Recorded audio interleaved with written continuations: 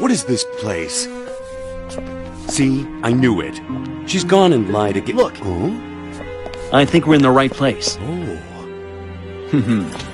Huh?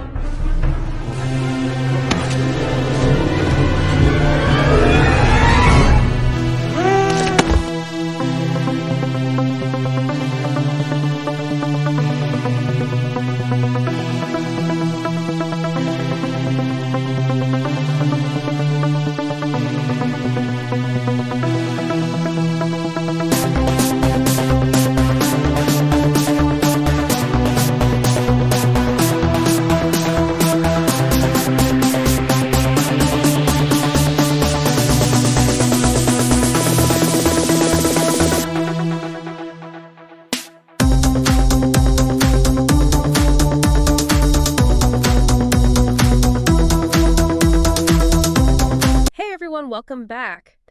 You know how much we love to dig into a good story, and today, well, we're diving deep into the life of Sylvia Millecam. Oh, absolutely. A true icon in Dutch entertainment. Right. I mean, just her name brings up memories of laughter, those classic shows, but her story, it's got this whole other layer, a really complex one that touches on healthcare, tough choices. It's heavy stuff. It is, and it really sparked a nationwide conversation in the Netherlands, debates that continue even today. Exactly, and that's why we're here, right? To unpack it all. We've got articles, interviews, the whole 9 yards, all about her rise to fame, and then, well, the controversy surrounding her death. And it's important, I think, to approach this with sensitivity, understanding the context of the time, and of course, Sylvia's own perspective. Couldn't agree more. So let's start at the beginning. She starts out in the 80s, making a name for herself, right? Yeah. This was a really interesting time for Dutch entertainment. Think about it, the 80s, this explosion of new media, and here comes Sylvia with this fresh, sharp wit, this self-deprecating humor that just resonated with people. She had this amazing comedic timing too, right? From what I've read, it was impeccable, but it was dood.en that really cemented her place, wouldn't you say? Oh, absolutely. That sitcom, that was huge GE. I mean, talk about a cultural phenomenon. It was must-see TV every week. She played this lovable, sometimes chaotic, single mother, and it just clicked with audiences. And it wasn't just that one role. She did so much. She was everywhere, panel shows. Ook de Datnog. Remember that one? Oh, how could I forget? That was the show for quick wit, and she could hold her own against anyone. Yeah. And then Call TV. She even popped up on that, which was huge at the time. She was a natural.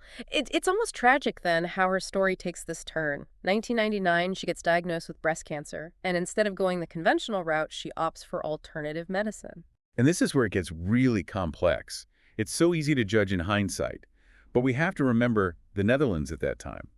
Alternative medicine, it wasn't this fringe thing, it was widely discussed, debated, even embraced by some in mainstream circles. It was definitely having a moment, let's put it that way. Exactly. And while we're not here to say what was right or wrong, understanding that context is crucial to understanding Sylvia's choice. Right. It's about presenting all the facets of the story.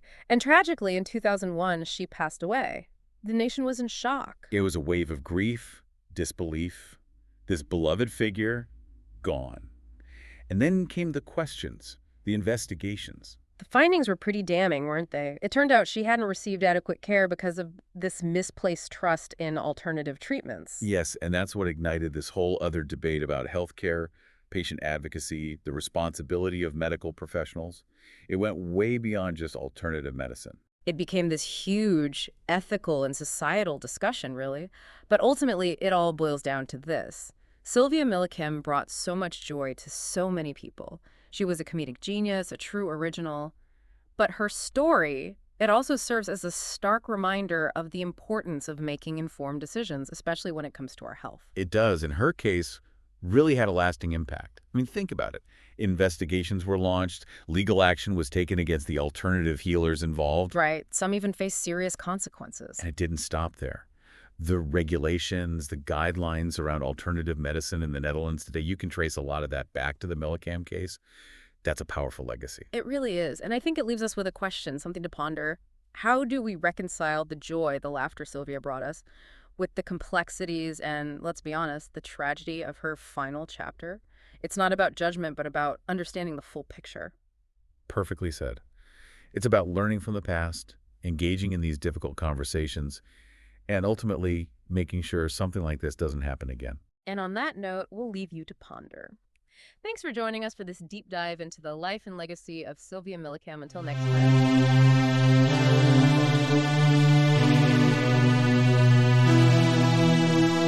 time.